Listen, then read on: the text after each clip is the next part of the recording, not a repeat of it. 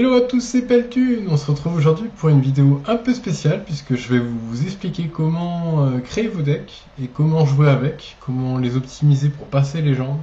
Derrière moi, vous pouvez voir le sommaire de cette vidéo. Donc, sans plus attendre, c'est parti, on y va.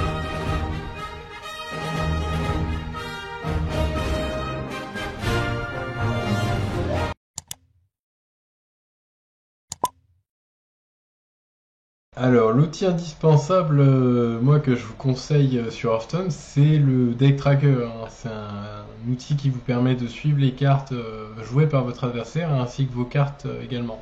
De suivre, en fait, ça va permettre de suivre les statistiques aussi également des decks que vous avez rencontrés, des défaites et des victoires.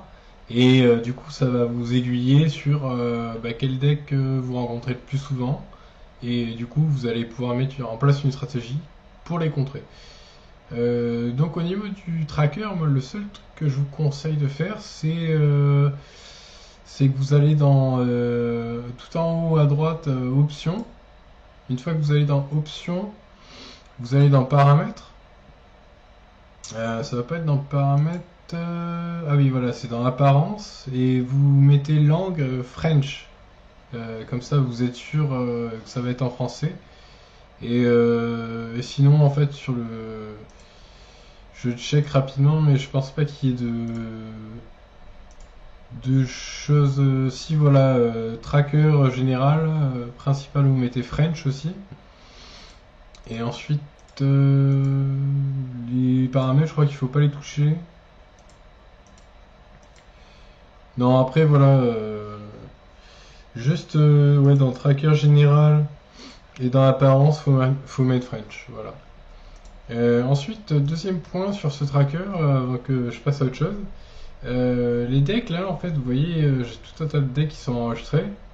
Et vous pouvez de temps en temps faire le ménage. Par exemple, là, j'ai un deck Arena. Ça me sert à rien, hein, parce que je le rejouerai pas. Donc, du coup, je peux le supprimer comme ceci. Donc, voilà. Ça permet vraiment de faire le ménage, en fait, dans ces decks. Maintenant, on va voir comment débloquer les cartes et optimiser ses ressources. Donc du coup, pour débloquer les cartes, moi ce que je vous conseille de faire, c'est acheter un paquet de chaque extension en standard. Comme ça, vous allez débloquer les légendaires que le jeu va vous offrir. Ensuite, vous pouvez faire les aventures, notamment celle du Roi Lich pour débloquer le DK, hein, le Chevalier de la Mort. Et ensuite, ce que vous pouvez faire, c'est acheter les mini-sets, hein, de toutes les extensions, comme ça vous allez avoir encore des cartes, pas mal de cartes sympas aussi. Et ensuite, si vous avez encore des gold de rab, moi ce que je vous conseille c'est faire des arènes ou des duels. C'est pas mal en général, ou gardez vos gold pour les mini-sets aussi. Il faut 2000 gold à chaque fois pour chaque mini-set de chaque extension qui sort. Et moi je vous conseille vraiment de ne pas décrafter les cartes en fait, hein. Gardez vraiment, si vous jouez en wild là, en mode libre, gardez vraiment toutes vos cartes. Faites pas l'erreur que font la plupart des joueurs de décrafter les cartes, gardez-les. Alors maintenant on va parler de méta. Qu'est-ce que c'est la méta? La méta c'est la proportion des decks en fait que vous rencontrerez le plus souvent sur le ladder en classé. Donc du coup, comment on fait en fait pour le contrer cette méta? C'est en fait du coup vous utilisez le tracker de Hearthstone que je vous ai présenté avant. Donc là par exemple, je vous ai affiché les statistiques de mon guerrier en standard. Donc là vous voyez, j'ai fait que 10 matchs, donc on peut pas avoir une idée de la méta actuelle. En standard. Par contre, en wild, je vais vous montrer un deck que je joue pas mal. Attendez. Ou un autre deck, peut-être. Je vais vous montrer celui-là. Agro Druid, j'ai suffisamment de statistiques. Donc là, c'est pour le mode libre. Pour le mode libre, vous voyez, il y a 25%, c'est du chaman. Et 17% c'est du voleur. Donc du coup c'est les deux classes dominantes, c'est chaman et voleur. Après quand vous allez jouer les matchs, vous allez voir qu'est-ce que c'est les archétypes de ces decks. Donc là en mode libre, le chaman, moi je sais que c'est du chaman totem pair. et donc de l'aggro. Et le voleur, c'est du coup des voleurs pirates, donc de l'aggro aussi. Donc c'est que des decks, quand on dit aggro, c'est agressif, donc c'est des decks qui vont vite et qui prennent le board en fait avec des petites créatures pour vous tuer rapidement. Donc par rapport à ça, vous voyez, j'ai 64% de victoire sur plus de 100 games. Donc ça veut dire que ce deck, il est assez fort. Donc voilà, je vous ai parlé de deck aggro, donc de deck agressif. Donc on va voir tout de suite, j'enchaîne du coup sur les types de decks du coup. Alors il faut savoir que sur Hearthstone en fait vous avez 4 types de decks différents. Donc les 4 types de decks, c'est les decks aggro, donc dits agressifs avec des petites créatures qui prennent rapidement le board pour tuer l'adversaire rapidement. Ensuite, on retrouve les decks mid-range. Donc les decks mid-range, c'est à moyenne portée, hein, la traduction en anglais. C'est des decks en fait qui sont là pour battre les aggros et avoir de meilleures chances contre les decks qui sont plus lents, comme les decks contrôle, parce que les decks contrôle, c'est des decks lents qui jouent des sortes de contrôle pour pouvoir détruire le board, enfin pour pouvoir gérer ce qui se passe en fait sur le jeu. Et donc ces decks midrange sont censés être plus efficaces que les decks du coup contrôle. Et derrière en fait on retrouve du coup le dernier archétype de deck, c'est les decks OTK. Donc les decks OTK ça veut dire quoi? C'est OTK c'est one trick kick. Donc en gros vous tuez l'adversaire en un tour. Et c'est des decks combo en général, donc des decks où vous avez des combos à faire pour arriver à faire votre OTK en un tour. Et puis voilà quoi. Ces 4 types de decks, du coup, en général, moi, ce que je conseille aux nouveaux joueurs, c'est plus de commencer par des decks aggro, parce que c'est là où en fait où on apprend les mécaniques de base, avec notamment les trades. Donc un trade, c'est quoi? C'est quand on tape sur une créature adverse pour la tuer et en gardant notre créature en vie. Donc ça, c'est ce qu'on appelle prendre des trades, quand on tue les créatures adverses en gardant nos créatures. Et le but, en fait, en aggro, ça va souvent être de faire des petits trades par-ci par-là et de prendre l'avantage pour ensuite grignoter et gagner. Donc ça, en fait, c'est si vous savez jouer les decks aggro, en général, moi, ce que je dis, c'est si vous savez jouer aggro, vous savez jouer Hearthstone. Maintenant, je vais vous parler de conditions de victoire.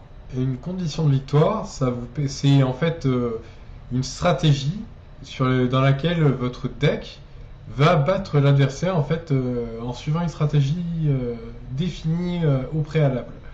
Donc qu'est-ce que c'est que cette stratégie? Donc suivant votre type de deck, la stratégie va pas être la même. Donc sur les decks aggro, votre stratégie ça va pas être de jouer des cartes lourdes, ça va être effectivement de jouer que des cartes à bas coût pour essayer de tuer l'adversaire rapidement. Les decks mid-range et contrôle, du coup les conditions de victoire ça va être de faire ce qu'on appelle de la value. Donc c'est la traduction, c'est de la valeur en fait, c'est que vous allez générer des cartes supplémentaires en fait qui ne font pas partie de votre deck pour avoir l'avantage en nombre de cartes dans votre main et en termes de ressources dans le jeu. Donc ça c'est les decks contrôle et midrange.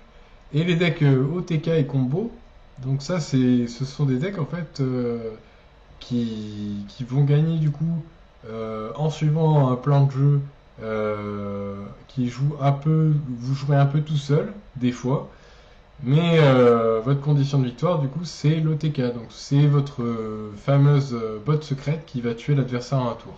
Maintenant, je vais vous parler de courbe de mana. Alors, la courbe de mana, c'est super important selon le type de deck que vous jouez. Effectivement, si vous jouez un aggro comme ce deck chasseur, vous voyez qu'il y a on voit qu'il y a beaucoup de tour 1 et de tour 2. Et peu de tour 3, peu de tour 4, peu de tour 5, et il n'y a pas de tour 6 et tour 7 et plus. Alors pourquoi? Parce que du coup, beaucoup de tour 1 et de tour 2, parce que c'est un deck agressif qui cherche à gagner rapidement avec des petites créatures. Si je vous montre un autre deck, donc ça c'est un deck, mid-range, donc c'est l'évolution du deck guerrier que j'ai présenté sur ma chaîne en standard. Donc ça c'est plus un deck mid-range. Vous voyez la courbe de mana, on a des T6, on a des T7. On n'a pas beaucoup de T1, mais on a beaucoup de T2, T3, T4. Donc ça c'est plus un mid-range. Ensuite, je vais vous montrer un deck OTK. Donc les decks OTK, en général, la courbe de mana, elle est assez bizarre dans le sens où ça tourne. Il faut que la courbe de mana tourne autour de votre OTK. Je m'explique. Par exemple, si je prends ce deck démoniste, ci, vous allez voir la courbe de mana est assez bizarre parce qu'il n'y a pas de tour 2, il n'y a pas de tour 4, il n'y a pas de tour 6. Par contre, il y a beaucoup de tour 1 et de tour 3 et quelques tours 7. Et plus, il y a un tour 0 et un tour 5. Alors pourquoi? Parce que ce deck, en fait, il est basé sur l'OTK Tadius. Tadius qui permet de réduire les cartes et de jouer toutes nos cartes en un tour. Et on l'invoque en fait plutôt avec pour 3 ou pour 6. Avec. Ah bah d'ailleurs, il n'y a pas la gelée là. Et la gelée, on aurait pu invoquer Tadius pour 6 avec la fameuse gelée et un sort pour 1. Mais voilà, ce deck, il y a juste la façon d'invoquer Tadius pour 3. Et en gros, voilà, on joue tout notre deck impair. Les cartes de coup impair coûtent 4 de moins. Donc du coup, vos cartes qui coûtent 1 et 3 vont coûter 0. Maintenant, dans Empire on fait, comment contrer vos adversaires selon la stratégie qu'ils ont utilisée. Donc du coup, on en revient par exemple à ce druide aggro en mode libre. Donc là, vous voyez, les principaux adversaires que j'ai, c'est des chamans aggro et des druides aggro aussi, des druides aggro, pardon, des chamans aggro et des voleurs aggro. Donc du coup, le but en fait, c'est d'essayer de... Soit vous décidez de jouer aggro également, mais du coup un aggro qui va vous permettre de les contrer. Donc là, par exemple, le druide, on voit que c'est quand même compliqué hein, de... Soit vous gagnez le board très rapidement, plus vite qu'eux, soit vous perdez. Mais par contre, il y a un deck que moi j'aime bien en mode libre, qui est un aggro, mais qui gère les aggros. Donc ça, c'est un bon plan de jeu que vous pouvez avoir. C'est mon voleur impair là, enfin moi je rencontre quasiment que des chamans. Et ce qui est bien en fait avec le voleur impair, c'est que vous avez une arme améliorée. Vous n'avez pas l'arme du voleur 1-2, mais vous avez l'arme de 2. Donc ça permet de prendre des trades avec votre arme et de tuer des créatures adverses juste avec votre pouvoir héroïque. Donc, et après tout le reste, vous avez que des petits pirates à 1 quasiment dans le deck. Et vous prenez l'avantage comme ça. Donc moi ça c'est la stratégie que j'ai faite pour contrer ça. Après pour contrer les aggros, du coup vous pouvez jouer des contrôles ou des mid-range avec des AOE, ce qu'on appelle. Les AOE c'est des sorts qui permettent de vraiment de clean, de raser tout le board. Et sinon vous avez les decks OTK aussi, si vous avez des decks OTK qui peuvent OTK par exemple au tour 4. Au tour 4 vous pouvez partir en combo, jouer tout votre deck et tuer l'adversaire. Si vous rencontrez des aggros qui vous tuent en tour 5 par exemple, là vous pouvez avoir peut-être une bonne idée de deck sous la main. Alors maintenant on va voir comment jouer du coup les archétypes qu'on a choisi de deck. Donc en général les aggros, la stratégie c'est de poser le plus de board possible. Hein. Vous commencez toujours par peser le board avant de faire des sorts de pioche ou etc.